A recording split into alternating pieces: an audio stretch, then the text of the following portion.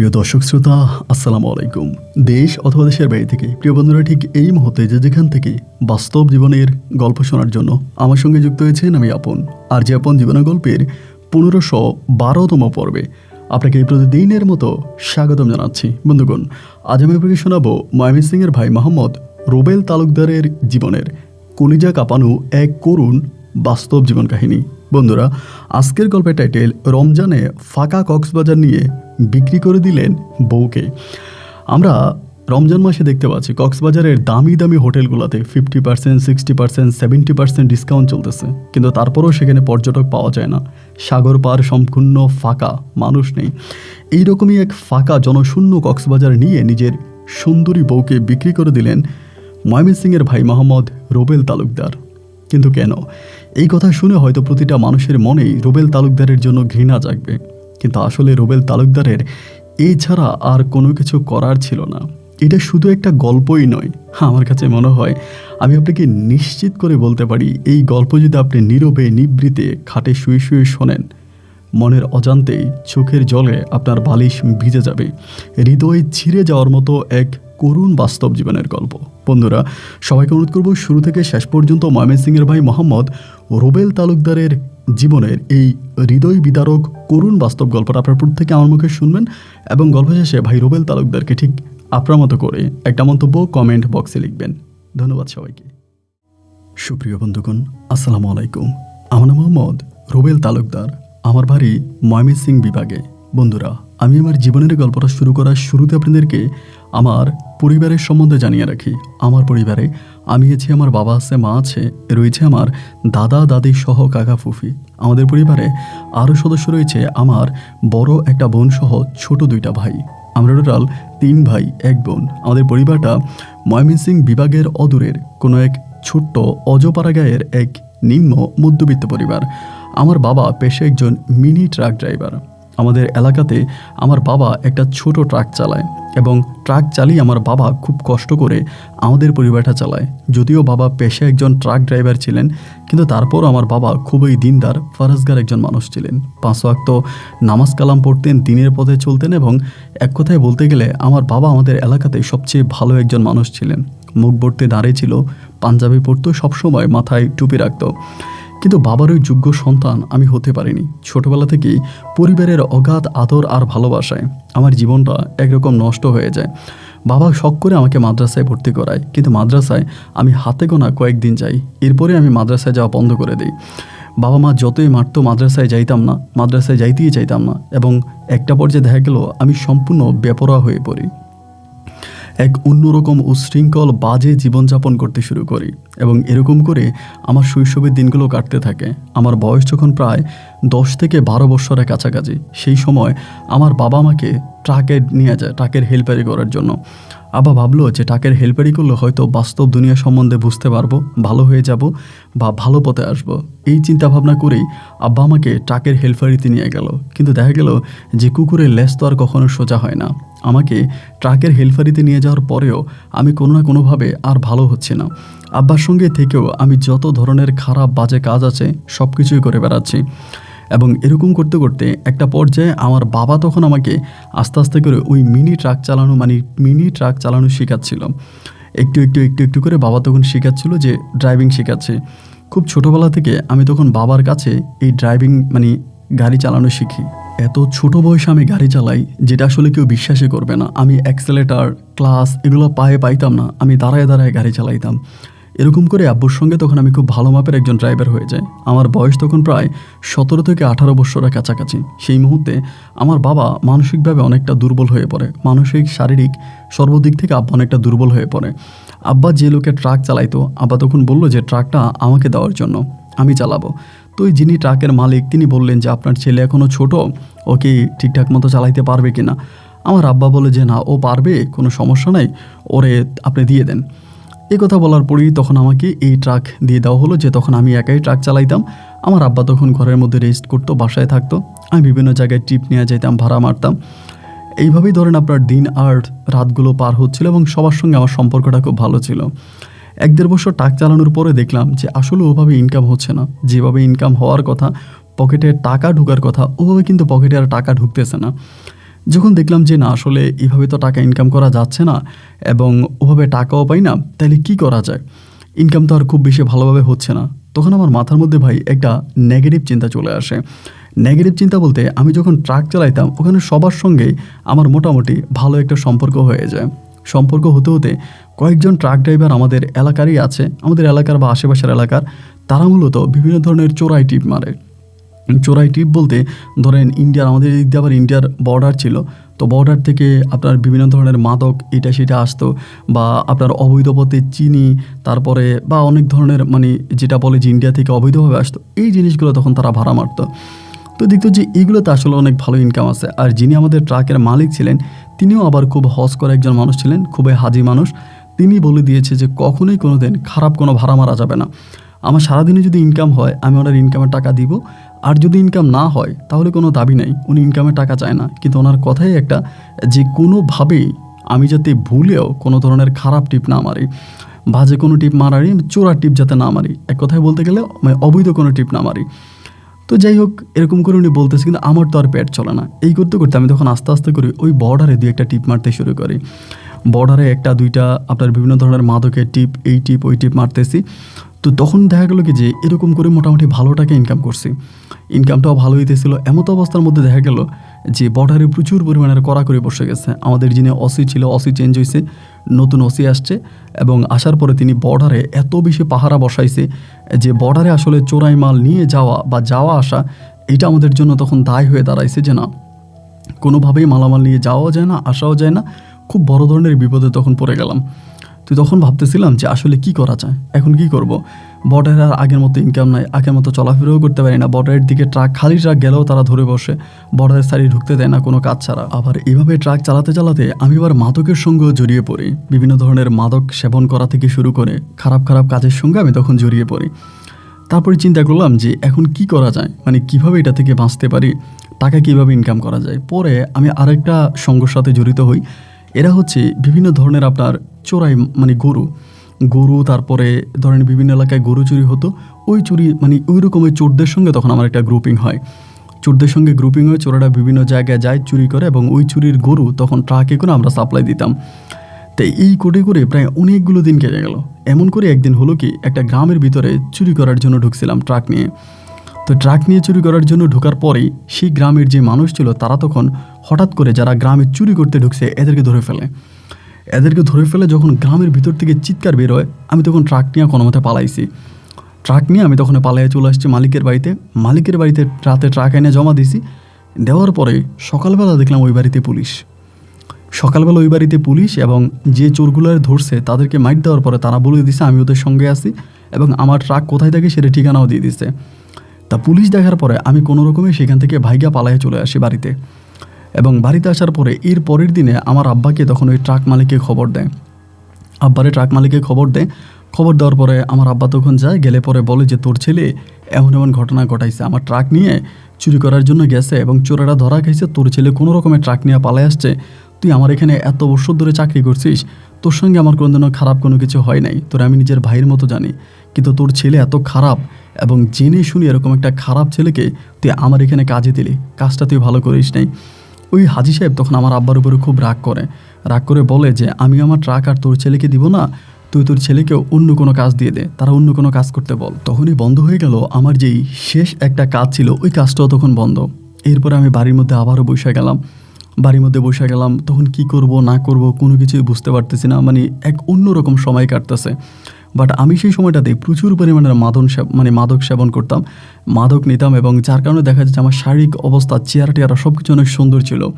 আমি যদিও ট্রাক চালাইতাম কিন্তু নিজের খুব বেশি যত্ন নিতাম, চুলটা সবসময় লম্বা রাখতাম, এবং মোটামুটি দেখার মতো খুব সুদর্শন একটা ছেলে ছিলাম। এই করতে করতে আমাদের আমাদের এলাকার পাশে একটা হিন্দু পাড়া আছে। এইটা যে আমি যে ট্রাকের ধরা খাইছি বা চুরি করতে গিয়ে ধরা খাইছি, এইটা কিন্তু আমাদের এলাকার কোনো মানুষ জানে না, শুধু আমাদের পরিবারের মানুষরা ব্যতীত বাইরের কোনো মানুষ জানে না। তা আমাদের এলাকার পাশেই হচ্ছে একটা হিন্দু পাড়া আছে। হিন্দু পাড়ার মধ্যে গীতা পাড়া বলো এটাকে, হিন্দু পাড়ার মধ্যে হিন্দুদের একটা বিয়ের অনুষ্ঠান। তো হিন্দুদের একটা বিয়ের অনুষ্ঠানে আমরা এমনি মুসলমানরা যখন হিন্দুদের কোনো বিয়ের অনুষ্ঠানের কথা শুনি তখন তো আমরা যাই। তো চিন্তা করলাম যে ওখানে যেহেতু হিন্দুদের বিয়ের একটা অনুষ্ঠান চলতেছে, তাহলে হিন্দুর বিয়ের অনুষ্ঠানটা দেখে আসি। তো মুসলিম পাড়ার সব ছেলেরা মিলে তখন হিন্দুদের বিয়ের অনুষ্ঠান দেখতে গেলাম। এবং দেখতে যাওয়ার পরে তো আমি কিন্তু আবার মাঝে মাঝে একটু নাচতে পারি, মানে আমার একটা নাচার একটু অভ্যাস আছে। অনেক সময় নাচানাচি করতাম এবং ছোটোবেলায় যখন আব্বু ট্রাকের সঙ্গে গেতাম তখনও বিভিন্ন ধরনের ডিজে বাড়িতে যেতাম, নাচতাম। তো হিন্দু পাড়াতে যাওয়ার পরে আমার যে বন্ধুবান্ধবরা আছে এরা সবাই বলতেছে যে একটা কাজ করো বল, তুই নাচ, ওই যে স্পিকারের সাথে নাচার জন্য। তো আমার আসলে ইচ্ছা ছিল না, তারপরেও তারা জোর করে আমাকে স্পিকারের সঙ্গে নাচতে বাধ্য করাইলো।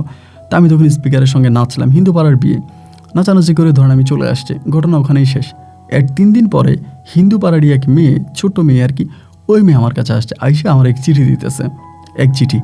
তো চিঠি দেওয়ার পরে আমি তারে বললাম যে চিঠিটা কে দিছে, বলে রানী আপু। তো ওই হিন্দু পাড়ার কিন্তু সব মেয়েদেরকে আমি চিনি না, সবাইকে আমি জানি না, চিনি না। তাই আমি বললাম যে রানী আপুকে আমি তো চিনি না।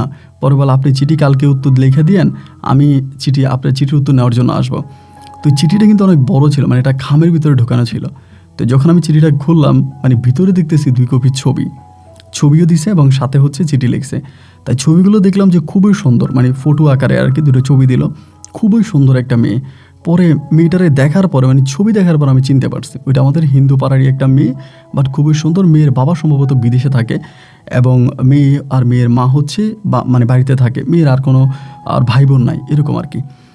তো আমি দেখলাম যে মেয়েটা খুবই সুন্দরী। তো সুন্দরী থাকার পরেই আমি তখন আর এই বিষয় নিয়ে কোনো কথাবার্তা বললাম না আর কি। চিঠি দিছে, পরের দিন মেয়ে উত্তরের জন্য আসছে, আমি আর এই মেয়ের কোনো উত্তর দিলাম না। আমি তো আসলে প্রেম ভালোবাসা এসবের প্রতি কোনো আসক্ত না। আমি নেশাগ্রস্ত মানুষ, কেউ একটা সিগারেট দিলে ওর সাথে আমার প্রেম, কিন্তু ওই চুমুচুমির সাথে আমি নেই। তাই আমি বলে দিলাম যে মেয়েরে বলে দিলাম যে আমি রিলেশন করবো না, তুমি ওই রানীরে মানা করে দিও। এই ঘটনা 2 দিন পরে আমি আমার বন্ধুবান্ধব, আবার আমার এলাকার যে বন্ধুবান্ধব আছে ওরা কিন্তু আমাদের চুরিদারি করে। আমি যেহেতু আগে বাইরে চুরি করতাম, ওদের সঙ্গে আমার তখন একটা সম্পর্ক, ওরাও চুরি করে, বাট ওরকম কোনো বড় ধরনের চুরি না। ধরেন কারো কাছে কোনো ফল পাকছে, এটা রাত্রেবেলা এনে সকালে বাজারে বিক্রি করা, বা গরু ছাগল এরকম করে হালকা পাতলা চুরি তখন তারা করে। তো সন্ধ্যার সময় মাগরিবের পরে মাঠের মধ্যে বন্ধুবান্ধব সবার সঙ্গে বসার পরে গ্রামের পোলাপাইন সবাই আলোচনা করতেছে। এর ভিতরে আমি হঠাৎ করে রানীর কথা বললাম। আমি বললাম, বেটা তোরা তো আমার টাইনে টুইনা কোনো রকমের হিন্দু পাড়ায় নিলি এবং নিয়ে স্পিকারের সামনে আমার নাচানাচিতে লাগাই দিলে। এক মেয়ে তো বেটা আমার পছন্দ করে বসছে, আমার জন্য প্রেমপত্র লিখছে। সবাই তখন বলে, আরে বলিস কি, তোর জন্য প্রেমপত্র লিখছে, মেয়েটাকে দেখি। আমি বললাম যে মেয়েটা অমুকের মেয়ে। মেয়ের বাবার নাম আমি জানতাম। মেয়ের বাবার আগে হচ্ছে সেলুন ছিল আমাদের এলাকাতেই, উনি চুল কাটতেন, এরপর উনি সৌদি আরবে চলে যায় এবং সেখানে তিনি ভালো টাকা ইনকাম করে, সেলুনেরই কাজ করে, কিন্তু খুব ভালো টাকা ইনকাম করে। আমার বন্ধুরা তখন শুনে বলতেছে, আরে তাহলে তো ভালোই হয়, মেয়ে তোর প্রেমের প্রস্তাব পাঠাইছে, মেয়ের সঙ্গে প্রেম করলেই তো হয়। আমি তখন বললাম, দেখ রে ভাই, আমার ভিতরে এই প্রেম ভালোবাসা বলতে কোনো চাহিদা নাই। আমি এই প্রেম ভালোবাসায় মোটেও বিশ্বাস তো না। আমি প্রেম ভালোবাসায় বিশ্বাস তো না, আর প্রেম ভালোবাসা নিয়ে আমার ভিতরে কোনো রকমের কল্পনা নাই। আমি এসবকে পছন্দ করি না। তাই আমার বন্ধুরা তখন বলতেছে, একটা কাজ কর, অন্তত আপাতত টাকার কাম তো সারাইতে পারবি। হিন্দু মেয়ে যেহেতু প্রেম করে মজা নেয়, লুইটা নেয়। আমি বললাম যে না রে বন্ধু, আমার দ্বারা এগুলো হবে না। আমি এই টাইপের ছেলে না। আমার কোনো মেয়ের ইজ্জত নষ্ট করা, কোনো মেয়ের সাথে শারীরিক সম্পর্ক করা, এইসবের ভিতরে আমি নাই। এর ভিতরে হঠাৎ করে আমার এক বন্ধু, ও আবার খুবই শয়তান টাইপের, আমাদের গ্রুপের মধ্যে সবচেয়ে ছোট ও তখন আমার বলতেছে, রবেল ভাই, আপনার না হয় মেয়ের প্রতি নেশা নাই, কিন্তু টাকার প্রতি তো নেশা আছে। ও আবার ওই হিন্দু পাড়ার পাশে যে বাড়িটা আছে ওই বাড়ি, হিন্দু পাড়ার ভিতরে হচ্ছে ওদের বাড়িটা, ওরাও যদি মুসলমান। পরে আমি বললাম, অবশ্যই টাকার প্রতি নেশা আছে, টাকার জন্য আমি রুবেল পারি না এমন কোনো কাজ নেই, আমি সব কাজ করতে পারি, টাকা হইলেই হয়। আমার তখন বলতেছে, তাইলে একটা কাজ করেন, আপনি মেয়েটার সঙ্গে প্রেম করেন, অল্প দিনে কোটিপতি হয়ে যাবেন। আমি তখন বললাম, কেমনি মেয়ের সঙ্গে প্রেম করে কোটিপতি হয়ে যাব? ও তখন বলে, ভাই, মেয়ের সঙ্গে প্রেম করবেন, রাতের বেলা এই মেয়ের সঙ্গে দেখা করতে যাবেন, মেয়ে যখন ঘরের দরজা খুলে ঘর থেকে বেরোবে আপনার সাথে প্রেম করার জন্য, এই সুযোগে আমরা মেয়ের ঘরে ঢুকবো এবং মেয়ের ঘরে ঢুকে মেয়ের ঘরে আমরা চুরি করব। আর আপনি হয়তো জানেন না, মেয়েদের ঘরে প্রচুর পরিমাণের গয়নাগাটি আছে। আমি কিছুদিন আগেও শুনেছি মেয়ের বাবা নাকি একসাথে 2.5 লক্ষ টাকা পাঠাইছে, ওই 2.5 লক্ষ টাকাও তাদের ঘরে আছে এবং মেয়ের অনেক গয়নাগাটি আছে ঘরে। আপনি যদি এই সুযোগটা নিতে পারেন, কোনোদিন মেয়ের মা যদি ঘরে না থাকে, ওই রকম সুযোগে যদি আপনি মেয়ের ঘর থেকে বের করতে পারেন, তাইলে আমরা ঘরের ভিতরে ঢুকে পুরো ঘর খালি করে দিব। এটা শোনার পরেই না ভাই, আমার মাথার মধ্যে তখন গেম খেলে বসছে। আমি তখন বলি, বাহ, এটা যদি হয় তাহলে তার কোনো কথাই নাই। আমি তো এরকম সুযোগের অপেক্ষায় আছি। এইরকম সুযোগ যদি পেয়ে যাই তাহলে তো ভাই আর কিছু চাওয়ার নেই। ঠিক আছে, আমি রাজি। সবাইকে বললাম যে ঠিক আছে, আমি রাজি, আমি তাহলে তোদের সঙ্গে এই গ্রুপে আমি এটা করব। তো বন্ধু যারা আছে সবাই তখন বললো যে আচ্ছা ঠিক আছে। আমি তখন ওই পিচ্চিরেটাইকে প্রেমের প্রস্তাবের উত্তর পাঠাইছি। উত্তর পাঠাইলাম। পরে মেয়ে আমার জন্য আবার চিঠি লিখলো, কেন এতদিন রাজি ছিলাম না, কেন রাজি হয়েছি। পরে আমারে বললো দেখা করার জন্য। একদিন সন্ধ্যার সময় ওদের মন্দিরের পিছনে কালীবাড়ি আছে, কালীবাড়ির ওখানে দেখা করতে বলছে। তো এবার আমি চিন্তা করলাম যে ঠিক আছে, যেহেতু কালীবাড়ির ওখানে যাইতে বলছে আমি তাহলে যাব। এবার এশার নামাজের পরে হিন্দুদের তখন পূজা চলতেছিল, তো পূজার পিছনে কালীবাড়ির ওখানে আমি তখন এই রানীর সঙ্গে দেখা করতে গেলাম। মেয়েটাকে ছবিতে যতটুকু দেখলাম, বাস্তবে না ভাই, সে তার চেয়ে অনেক বেশি সুন্দর। শুধু তাই নয়, আমি মেয়েটাকে ছোটোবেলায় দেখেছিলাম মনে হয় আর কি, অত বেশি আমার দেখা হয়নি। আর আমি তো কখনো মেয়েদের দিকে ওভাবে তাকাইতাম না। তো এই মেয়েটারে মানে এত বছর পরে কালীবাড়ির পেছনে দেখার পরে সত্যি না আমার মনটা তখন অনেকটা ভরে গেল। খুবই সুন্দরী ছিল। আর হিন্দু মেয়েদের একটা বিষয় কি, এরা না অন্যরকম হয়। বিয়ের আগ পর্যন্ত এদের চেহারার মধ্যে এক ধরনের আগুন থাকে। মেয়েটার চেহারাও ঠিক একই রকম ছিল, খুবই সুন্দরী ছিল। এবং এই কালীবাড়ির পিছনে আসার পরেই তার সঙ্গে তখন আমার শুরু হয় এক রোমান্টিক প্রেমের গল্প। আমাকে তখনও জিজ্ঞেস করে, আপনি এতদিন রাজি হন নাই কেন? আমি আপনাকে এইভাবে বললাম, এত কষ্ট করে ওই পিচ্ছিরে দিয়া প্রেমের প্রস্তাব পাঠাইলাম, আমার মনের ভিতরে থাকা কথাগুলো আপনাকে লিখে পাঠাইলাম, আপনি তখন রাজি হলেন না কেন? আমি বললাম আসলে তখন আমার ইচ্ছে হয় নাই, এখন ইচ্ছে হয়েছে। আর বড় কথা হচ্ছে আমি আসলে মানে হঠাৎ করে ভিতরে একটা মেয়ের সাথে প্রেম করব, এটা ভালো লাগে না। ও বলে, প্রেমকে কোনো জাত ধর্ম মানে বলেন? তো সেদিন তার সঙ্গে আমার অনেকক্ষণ ধরে কথা হলো, এবং কথা হওয়ার পরে সে আমারে বলতেছে, আপনি প্রতিদিনই মানে এই জায়গায় আসবেন, মানে প্রতিদিনই এই জায়গার মধ্যে আসবেন সন্ধ্যার পরে বা রাত 8টার পরে। আমি আপনার সঙ্গে এখানে 20 মিনিট 30 মিনিট কথা বলে যাব। তো সেই সময়টাতে কিন্তু মোবাইলের অত একটা ভালো ব্যবস্থা ছিল না, মানে মোবাইল হাতে হাতে পর্যন্ত ছড়াই নেই, মোবাইল হাতে হাতে নাই। এমনি মোবাইল বেরোইছে, বাটন সিস্টেম ফোনগুলো তখন মোটামুটি আছে। তো আমার হাতে কিন্তু তখন কোনো ফোন নাই, ওর কাছে মোবাইল নেই, আমার কাছে মোবাইল নেই, কিন্তু ওদের ঘরে আবার মোবাইল আছে। তে আমারে বলে যে আমি আপনার সঙ্গে এমন করে করে দেখা করব, আমার এগুলা বলতো। আমি তখন বললাম যে মানে ঠিক আছে তুমি আইসো। তো এই তখন এই গাছের পিছনে মানে কালীবাড়ির পিছনে আসতো, আইসা আমার সঙ্গে গল্প গুজব করতো। গুটগুটে রাতের অন্ধকারে, চন্দ্রিমা রাতের বেলায়, ঝিঝি পোকাদের ঝাড়ি সারি তখন আমার কাছে আসতো, আমার বুকে মাথা রাখতো, আমি ওর কপালে হাত বুলিয়ে দিতাম, বাতাসের চুলগুলো লড়তো। ও দেখতে অনেকটা লম্বা ছিল, খুবই সুন্দরী ছিল, যার কারণে দেখা যায় খুবই অল্প সময়ের ভিতরে ও আমার মনের মণিকোটায় বসে যায়, এবং আমাদের দুজনের মাঝে এক অন্যরকম মিষ্টি মধুর প্রেমের সম্পর্ক চলতে থাকে। যদিও সে সময়টাতে আমাকে অনেক ভালোবাসতো, তার চোখে মুখে আমার জন্য আমি এক অন্যরকম ভালোবাসার তৃষ্ণা দেখতে পেতাম, কিন্তু আমার ভিতরে তখনও শুধু লোভ কাজ করতো, কবে ওর মা বাড়ি যাবে, ওর মা যেদিন বাড়ি যাবে সেদিনে বন্ধুদেরকে দিয়ে ওর ঘরে পাঠাবো, ও তো কালীবাড়ির পিছনে আসবে, কালীবাড়ির পিছনে আমার সঙ্গে প্রেম করবে, এদিক দিয়ে আমার বন্ধুবান্ধবরা পাঠাই দিব, ওরা ওর ঘরে ঢুকে চুরি করে ঘরের মালামাল নিয়ে আসবে। এই করে দিন রাত কাটতেছে ভাই, প্রায় আপনি শুনলে অবাক হয়ে যাবেন, প্রায় 8 মাসের মতো কেটে গেছে। এবং এই 8 মাসে আমি প্রতিদিনই সুযোগ খুঁজতেছি। ও একটাবার ওর মা ওর নানুর বাড়িতে যায় না, আর যদিও যায় ওরে সাথে করে নিয়ে যায়, মানে ঘর ফাঁকা থাকবে ওরকম কোনো সুযোগ নেই। 8 মাস পরে একটা সুযোগ তখন আসছে, ওই সময় ও আমার টাকা দিয়েছে মোবাইল কেনার জন্য। আমি আবার মোবাইল কিনি, ও মোবাইল কেনে, তখন আমরা মোবাইল ফোনে বেশিরভাগ কথাবার্তা বলি, এবং রাতের বেলায়ও মাঝে মাঝে এসে দেখা করি। তো এরকম তখন কিন্তু আবার আপনার ওই যে ক্যামেরা সিস্টেম ফোনগুলো বেরিয়ে গেছে মোটামুটি, তখন ওই যে আপনার এই 60-20 বা এই টাইপের ফোনগুলো বেরিয়েছে, ওগুলো দিয়ে ভিডিও করা যেত, মানে ক্যামেরা সিস্টেম ফোনও বাইরে হয়। তো এবার আমি করলাম কি, যে ওরে বলি যে তুমি আসো, রাতের বেলাও আসতো, দেখা করতাম। 8 মাস পরে একদিন আমার বলতেছে ওর কোন নানুর বাড়িতে ওর কোন মামাতো বোনের বিয়ে, আমার বলে আমার মামাতো বোনের বিয়ে, আমি সেখানে চলে যাব। এটা 8 মাস পরের ঘটনা। আমি তখন বললাম যে দেখো, তুমি যদি চলে যাও আমি খুবই কষ্ট পাবো, এখন যাওয়ার দরকার নেই, একান্তই যদি তোমার যাওয়া লাগে তুমি আরও পরে যাও, তোমার আম্মারে পাঠিয়ে দাও। ও আমারে বলতেছে না না না, আম্মারে পাঠানো যাবে না, আমিও যাব, আমার মামাতো বোনের বিয়ে তো আমি যাব না। আমি তখন বললাম দেখো রানী, এটা কেমন কথা বলতেছো, আমি তো তোমার ছাড়া থাকতে পারবো না। আচ্ছা ঠিক আছে, তোমার মা আজকে যাক, তুমি একদিন পরে যাও।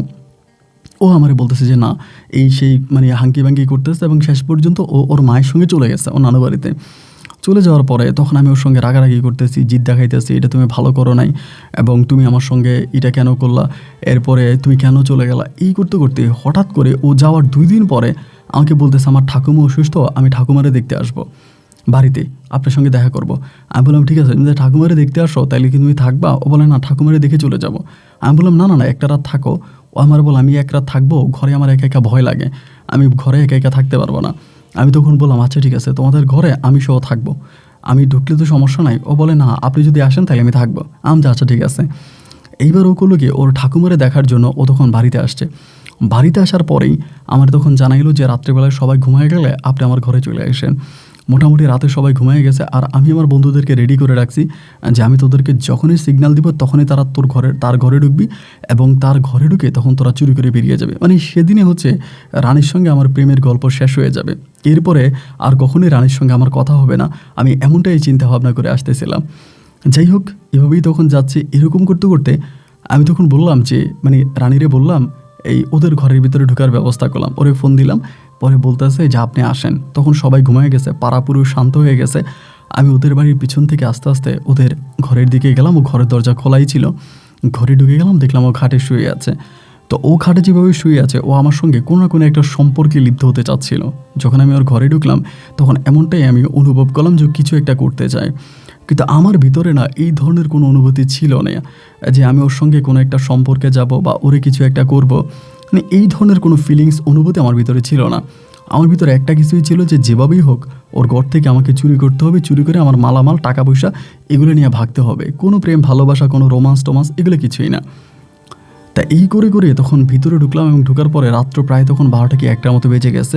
এরই মাঝে ওর সাথে আমার অনেক ধরনের খারাপ সম্পর্কও হয়ে গেছে, অনেক খারাপ সম্পর্ক হয়ে গেছে। পরে আমি বললাম রানী আমার তো ভালো লাগতেছে না, ঘরের মধ্যে কেমন তোমটা বন্ধ হয়ে আসতেছে, আর এদিক দিয়ে বন্ধুরা বারবার কল দিতেছে মোবাইলে, আমি আর ওদের ফোন টোন ধরতেছি না। ওরা সম্ভবত ওর ঘরের পিছনে বা আশেপাশে ঘোরাফেরা করতেছে। পরে আমি বললাম আমার তো ঘরের ভিতরে ভালো লাগতেছে না, দমটা বন্ধ হয়ে আসতেছে, চলো না একটু বাইরে যাই এবং বাইরে কোথাও গিয়ে একটু মুক্ত বাতাসের মধ্যে দুজনে বসি। পরে ও আমারে বলতেছে আমরা তো এখন নাপাক, আপনার শরীর ভালো না, আমার শরীর ভালো না, এখন এই সময় কি বিয়ে বেরোয়াটা ঠিক হবে? আর আমাদের এটা তো একটা হিন্দু পাড়া, আর দেখা যায় হিন্দু পাড়ার মধ্যে রাতের বেলায় এমনি বিভিন্ন ধরনের দেবদেবীরা ঘোরাফেরা করে, এদের সামনে পড়লে এরা আমাদের ক্ষতি করবে। আমি বললাম ধুরু এগুলো বাদ দাও তো, এগুলো কোনো কথা হইল? গ্রামের মধ্যে মানুষ ঘুরে না, চলো না আমরা একটু কালীবাড়ির পিছনে যাই। ও বলে না না না, কালীবাড়ির পিছনে যাওয়া যাবে না, এত রাতে কালীবাড়ির পিছনে আমার ঘরে কেউ নেই। আমি বললাম আর ধুর তোমার ঘর কি নিয়ে যাবে নাকি? ও বলে না, যদি ঘরেই কিছু একটা হয়ে যায়। আমি বললাম দেখো ঘরের কিছুই হবে না, তবে না প্লিজ আমার কথা শোনো, আমার কথা শোনো, চলো। ও বলে যাইলে তাহলে পুকুর পাড়ের দিকে যাইতে পারে, ওদের বাড়ির পিছনেই পুকুর আছে, বলে পুকুর পাড়ের দিকে। আমি যে ঠিক আছে তাহলে চলো। এইবার পুকুর পাড়ের দিকে মানে ও বেরোইছে, বেরোয়ার সময় ও করে কি ঘরে তালা মেরে দিতেছে। ঘরে কী করলো, তালা মেরে দিল, তালাটা মাইরা চাবিটাও হাতে নিয়ে নিছে। এখন আমার তখন তালা মারতেছে, আমি তো তখন আর বলতে পারি না যে তুমি তালা মারো না। আমি তখনও দেখি যে আমার বন্ধু বান্ধবগুলো ওর ঘরের কোণার মধ্যে দাঁড়ায় আছে, ওদের যে ঘর এবং ঘরের কোণার মধ্যে আমার বন্ধুগুলো দাঁড়ায় আছে, ওদেরকে আমি দেখছি, ও কিন্তু দেখে নাই। আমি ওদেরকে হাতের ইশারা দিয়ে বলতেছি যে সাইডে চলে যাওয়ার জন্য, সামনে না আসার জন্য। তো ওরা ওদের মতো করে সেফ নিয়ে নিল। এবার আমি ওরে নিয়ে বেরোইছি, বেরোয়ার পরে এদিক দিয়ে ওরা কিন্তু মোবাইলে মেসেজ করতেছে আমারে যে এই বেটা তুই বেটা ওরে নিয়ে বেরোয় গেলি, ঘরে তো তালা মারা, এগুলো আমারে বলতেছে। আমি হচ্ছে ওদেরকে আমার মেসেজ রিপ্লাই দিতেছে অপেক্ষা কর। এরকম করে ওর সঙ্গে তখন এই পুকুর পাড়ে ও প্রথম মানে আপনার পূব পাড়ে আসছে, পূব পাড়েই হচ্ছে ওদের বাড়ি আর কি। আমি বললাম চলো পশ্চিম পাড়ে যাই। ও আমার বলে না এত রাতে পশ্চিম পাড়ে যাবো না। আমি বললাম রানী ইচ্ছে করতেছে একটু মুক্ত জায়গায়, নীরব জায়গায় তোমার সঙ্গে একটু দেখা করব, এটা সেটা। এই বলেই তখন আমি ওর সঙ্গে এরকম করতে করতে আমি প্রায় একটা মানে ইয়ের দিকে চলে গেছি, আপনার এই ঘরের ওদের যে মানে পশ্চিম পাড়ের যে কোণা আছে, কোণার কাছাকাছি গেছি। যাওয়ার পরে ওর হাতে কিন্তু তখনও চাবি, আমি তো আর ওর হাত থেকে চাবি নিতে পারতেছি না, চাবি ছাড়া তো আর ওর ঘরেও ঢোকা যায় না। তো আবার ওদের ঘরের যে বিটা ছিল, বিটা পাকা করা ছিল, মানে চারপাশে টিন দেওয়া ছিল, টিনের ঘর ছিল, বিটি পাকা, মানে ইট সিমেন্ট দেওয়া পাকা করা ভিটিটা। পরে এই কোণার মধ্যে যাইয়াই আমি ওরা আবার ধরে বসছি, মানে আমার টার্গেট হচ্ছে ওর হাত থেকে চাবিটা নেওয়া। এইরকম করে কোনো রকমের চাবিটা ওর হাত থেকে আমি নিয়ে নিয়েছি। আমি বললাম চাবিটা আমার কাছে দাও তো, তুমি চাবি আমার কাছে, চাবি হাত দিয়ে ধরে রাখছো, এটা বলে আমি পকেটে নিই, চাবি আমি পকেটে নিই, তুমি যাওয়ার সময় আবার নিয়ে নিও, এইটা বলে চাবি পকেটে নেওয়ার কথা বলে আমি তখন চাবিটা নিয়েছি। এবং নেওয়ার পরে এরই মাঝে হঠাৎ করে আমি তখন তারে বললাম যে শোনো আমি একটু হাত পা ধুয়ে আসি, তুমি একটু এখানে দাঁড়াও। পাশে যেহেতু পুকুর পাড় ছিল, ও আমারে বলে হাত পা ধুইতে হবে কেন? আমি বললাম দাঁড়াও না। পুকুর পাড়ের ওখানে গেছি, পুকুর পাড় ওখানে যাওয়ার পর একটা ইট পাইলাম, ইটের নিচে আমি তখন চাবিটা রাখছি। চাবিটা রাখার পরেই ও তখন কিন্তু ওই গাছের নিচে দাঁড়াই আছে, আমি তখন পুকুরে নামছি, নামার পরে হাত পা ধুয়ে ইটের নিচে চাবিটা রাখছি, রাইখাই ওদেরকে মেসেজ দিছি। মেসেজে বলে দিছি যে ইটের নিচে চাবি আছে, আমি যেখানে হাত পা ধুইতেছি এখানে একটা ইট আছে, ইটের নিচে চাবি আছে, চাবি দেওয়া ঘরে ঢোক। এই বলে তখন আমি ওর কাছে গেছি, ওর কাছে যাই বললাম যে চলো আমরা আরেকটু ভিতরের দিকে যাই। আমার বলে কেন ভিতরে যাব কেন? আমি বললাম ধরো চলো তো, এখানে ভালো লাগে না। এইটা বলে একেবারে পশ্চিম কোণায় খুব নীরব একটা জায়গায় আমি ওরে নিয়ে দাঁড়াইছি। দাঁড়ানোর পরে প্রায় 15-20 মিনিটের মতো হয়ে গেল।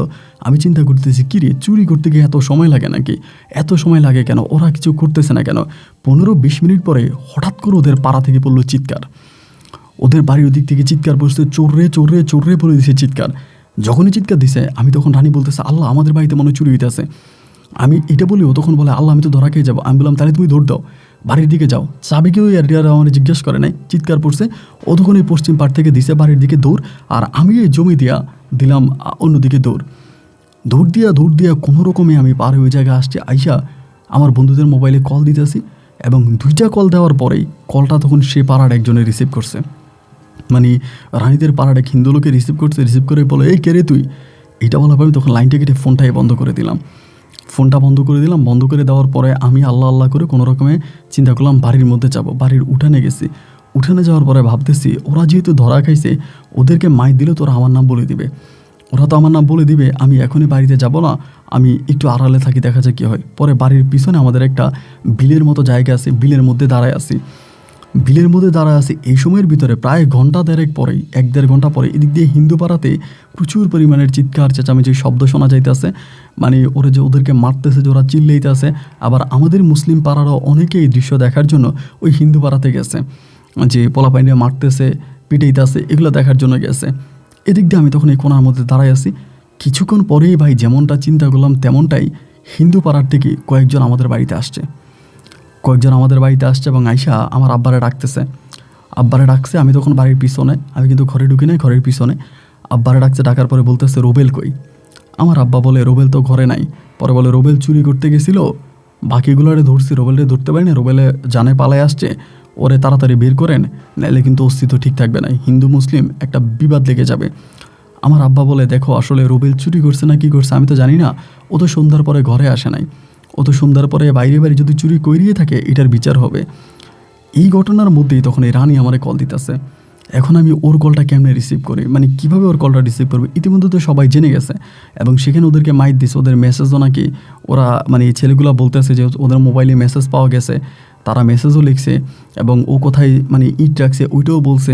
তো ইতিমধ্যে হয়তো এটাও জানাজানি হয়ে গেছে যে রানীর সাথে আমার একটা সম্পর্ক, এবং আমি রানীর নিয়ে গেছি। ওরা তো সব সত্যি কথা বলেই দিছে, এবং এটাও তারা বলতেছে যে আমাদের হিন্দু পাড়ার মেয়েদেরকে নিয়ে আপনার ছেলে খেলা করছে, ওরা ছাড়বো না। এই ভয়ে আমি তখন মোবাইল ফোনটা বন্ধ করে দিয়েছি। বন্ধ করে দিয়ে আমি জায়গার মধ্যে সিমটা খুলে সিমটা ভেঙে ফেলছি। সিমটা ভেঙে এই রাতের অন্ধকারে আমি তখন হাঁটতে শুরু করছি, মানে পিছনের দিকে হাঁটতে শুরু করছি, আর সামনের দিকে আসি নাই। পিছনের দিকে হাঁটতে একদম ফজরে আজান দিয়েছে, আমি তখন আমাদের স্টেশনে গেছি। আমি চিন্তা করছি আমি আর বাড়ি আসবো না। প্রথমত এই মুখ তো রানীর দেখাইতে পারবো না, রানীর দেখালে তো রানী আমার অস্তিত্ব রাখবে না। আর তার উপরে আমার আব্বা যে পরিমাণের রাগী মানুষ, মানে বাপ চাচারা যেরকম ডেয়ারিং, এরা যদি জানতে পারে আমি এরকম চুরি করছি, এর আগেও আমি এরকম একটা ঘটনা ঘটাইছি, আর এটা হয়তো এলাকার বাইরে ছিল, এলাকার লোকেরা জানে নাই, কিন্তু এটা তো এলাকার সব লোকরা জেনে গেছে, এইটা তো এলাকার সব লোক জানছে, এখন তো আর আমার বাড়িতে যাওয়া যাবে না। সেখান থেকে আমি তখন ময়মনসিংহ শহরের উদ্দেশ্যে রওনা দিয়ে দিলাম। ময়মনসিংহ শহরে আসছি তখন প্রায় দিনের 12টা কি 12:30 মতো বাজে। আইসেই প্রথমে মোবাইলটা বিক্রি করলাম, কারণ আমার কাছে তো কোনো টাকা ঢোকা নেই, হাতে অল্প কয়েক টাকা ছিল, ওইটা দিয়ে চলে আসছি। আইসা মোবাইলটা বিক্রি করছি। তারপরে মোবাইলটা বিক্রি করলাম। মোবাইলটা বিক্রি করে দিয়ে আমি তখন ওখানে কাজ করতেছি। রানীর সঙ্গে আর কোনো যোগাযোগ রাখলাম না, মানে আর কোনো কথাই রানীর সঙ্গে আমি বললাম না। এখানে আইসা তখন কাজে ঢুকলাম। প্রথমে একটা কোম্পানি বলতে একটা কারখানাতে কাজে ঢুকছি, কারখানায় কাজ করতেছি। পরিবারের সাথে আর কোনো যোগাযোগ নাই, প্রায় 6 মাসের মতো কেটে গেছে, এবং 6 মাস কাজ করে ঘুমাইতেছি, থাকতেছি, জাস্ট সময় পাস করতেছি। যে ঘটনা ঘটাই ফেলছি এরপরও তো আর এটার কোনো আর কোনো কিছুই নেই, যা সময় কাটাইতেছি, সময় পাস করতেছি। এইভাবে প্রায় 6 মাস অতিবাহিত হয়ে যাওয়ার পরে আমার মা বাবার জন্য তখন খুব কষ্ট হইতেছিল। আমার আব্বার নাম্বারটা কিন্তু আমার মুখস্থ আছে, আমার বাবার নাম্বারটা তখন আমার মুখস্থ ছিল। যদি আমি মাঝে মাঝে আপনার ফোন প্যাক্সের দোকান থেকে, এখান থেকে বা বিভিন্ন মোবাইল থেকে কল দিতাম, এবং আমার আব্বা রিসিভ করে হ্যালো বললে আমি কেটে দিতাম। আমার একটা চিন্তা ভাবনা ছিল যে মা কলটা ধরে কিনা, যদি মা ধরতো তাহলে মার সঙ্গে কথা বলতাম, বা আমার ছোটো ভাইরা ধরলে দিতাম, মারে দিতে বলতাম, কিন্তু যতবারই কল দিতাম আব্বাই ধরতো। এইভাবে 6 মাস অতিবাহিত হয়ে যাওয়ার পর তখন আমি একটা মোবাইল ফোন কিনি, এবং মোবাইল ফোন একটা সিম কার্ড কিনি। ওইটা একটা অ্যান্ড্রয়েড ফোন ছিল, অ্যান্ড্রয়েড একটা মোবাইল কিনি, সিম কার্ড কিনি সেকেন্ড। এবং কেনার পরে আমি তখন আব্বার নাম্বারে বারবার কল দিতেছি, দেখলাম যে না, আব্বা কল ধরেই না। 6 মাস পরে তখন আমার হঠাৎ করে একটা মাথায় আইডিয়া আসছে, আমার এক মাজেদা খালা আছে, আমার খালা আবার থাকে চট্টগ্রাম শহরে। তো মাজেদা খালা মাঝে মাঝে আমার আব্বার নাম্বারে কল দিত, কল দিয়ে পরে আমার ইয়ারে বলতো, আমার ইয়ারে মারে দেওয়ার জন্য তখন মারে দিত। তো এইবার আমি শুধু মার সঙ্গে কথা বলার জন্য এই ময়মনসিংহ থেকে চট্টগ্রামে যাই, মাজেদা খালার বাসায় যাই। ইতিমধ্যে মাজেদা খালাও তখন জেনে যায় বিষয়গুলো, এবং মাজেদা খালার বাসায় যাওয়ার পরে মাজেদা খালা তখন আমারে বলে, তুই কেন আসছিস, তুই এরকম চুরি করলি, এটা করলি, ওইটা করলি। আমি তখন বললাম যে খালা দেখেন আমি করি নাই, এই যে পোলা পাইনা আমার ফাঁসাই দিছে, আমি এগুলো করি নাই। পরে মাজেদা খালারে দিয়ে আমি তখন মাজেদা খালার মোবাইল দিয়ে আব্বারে কল দেওয়া হয়েছে, আব্বা রিসিভ করছে, আমার মায়ের দিছে। পরে আমি মার সঙ্গে কথা বলছি। আমার শুধু আম্মার সঙ্গে কথা বলার জন্য খুব কষ্ট হচ্ছিল যে আমি যদি একটু আম্মুর সঙ্গে কথা বলতে পারতাম, মানে মার সঙ্গে কথা বলার জন্য আমার ভিতরটা তখন ফেটে যাচ্ছিল। পরে মাকে দিচ্ছে, আমি মার কাছে কান্নাকাটি করতেছে, মাও কান্নাকাটি করতেছে। এবার মা আমারে বলতেছে, তুই তো নানু বাড়িতে আয়, আম্মা তোরে দেখতে যাব। তাই আমি বললাম যে ঠিক আছে, আমি অমুক দিন নানু বাড়িতে আসবো। মায়ের একটা ডেট দিলাম, খালার বাড়িতে একদিন থেকে পরের দিন আমি তখন আমার নানু বাড়িতে গেছি।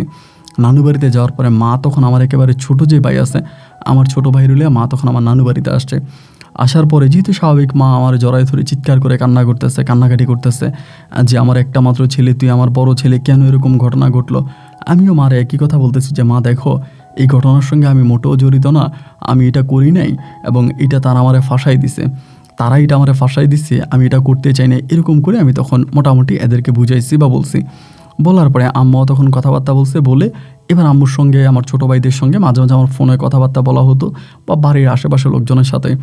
এরকম করে তখন ময়মনসিংহে চাকরি করতেছি, যে কোম্পানিতে চাকরি করি সেই কোম্পানির হেড অফিস হচ্ছে ঢাকাতে, মানে ওই কারখানার হেড অফিস ঢাকাতে। তো ঢাকার কারখানায় তখন লোক লাগবে, ঢাকাতে আবার বেতন ভালো, ময়মনসিংহের থেকেও ঢাকায় বেতন ভালো। পরে আমি চিন্তা করলাম যে আমি ঢাকায় চলে যাব। ওই সময় কিন্তু গাড়ি আর চালাইতাম না, মানে আমি গাড়ি চালাইতাম না বলতে আমার মানে ভিতর থেকে গাড়ি জিনিসটা উঠে গেছে যে আমি আর গাড়ি চালাবো না, মন থেকে এটা আসতো না। আর অপরিচিত মানুষকেই বা গাড়ি দিবে। আর সবচেয়ে বড় কথা হচ্ছে আমার তো লাইসেন্সও ছিল না। আমি যে এলাকাতে ট্রাক চালাইতাম কোনো লাইসেন্স ছিল না, লাইসেন্স ছাড়াই চালাইতাম। তো এখন তো লাইসেন্স করতেও দুনিয়া টাকা টোকা লাগবে, এই জন্য লাইসেন্সের ঝামেলাও গেলাম না, গাড়িতেও গেলাম না। কোম্পানিতে যেখানে চাকরি করি ওইখানে বেতন ভালোই আছে, এই জন্য কোনো কিছুতে না গিয়া পরে আমি চলে গেলাম এবার আপনার ঢাকাতে। আমাদের এই কোম্পানির শাখা যে ঢাকা আছে, ঢাকায় গেছে গা। ঢাকায় যাওয়ার পরে সেখানে তখন কাজ করতেছি। এইভাবে প্রায় 1.5 বছর কেটে গেছে ঢাকাতে যাওয়ার পরে, টোটালি প্রায় 2 বছর পরে হঠাৎ করে ভাই আমার নাম্বারে একদিন এই রানী কল দেয়। একটা অপরিচিত নাম্বার থেকে কল দেয়। কীভাবে আমার নাম্বার পাইছে এই 2 বছর পরে এটা ওই ভালো জানে, এবং আমি নাম্বারটা চিনি না। কলটা রিসিভ করার পরেই বলতে আসে যে রোবেল কলটা কাইটো না, আমি রানী। আমি তখন একেবারে স্তব্ধ হয়ে যাই যে ওর কণ্ঠটা 2 বছর পরে শুনতে পাইছি।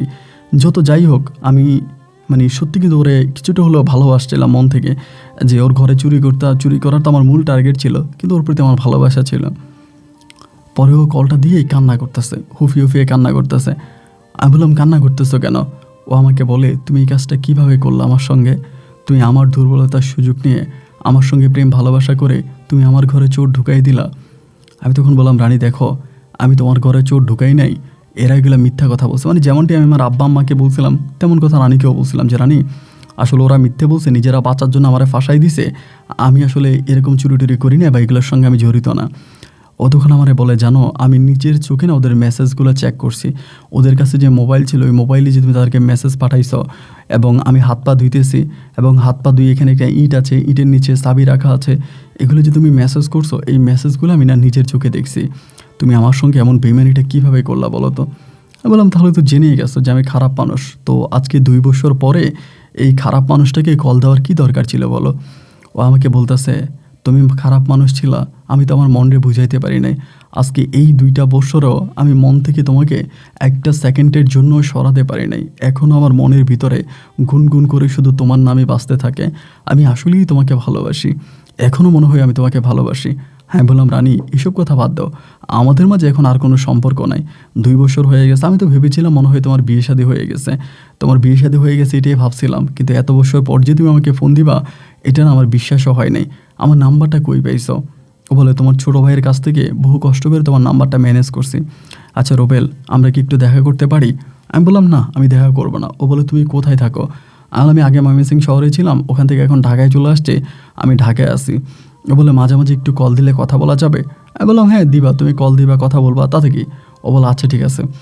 এই করেও মাঝে মাঝে আমাকে ফোন দিত, ফোন দিলে আমি ওর সঙ্গে কথাবার্তা বলতাম, কিন্তু আমার ভিতরে না ওর প্রতি ওরকম কোনো কিছু ছিল না। এমনি ফোন দিতেও কথা বলতাম। এই করতে করতে আস্তে আস্তে যে প্রতিনিয়ত কথা বলতে তখন তো আমার খুব অবসর একটা সময় যাইতো, ভাল লাগতো না, সারাক্ষণে মনের ভিতরে কেমন আনচান করতো। আমি সারাক্ষণই শুধু ওর সঙ্গেই কথা বলতাম।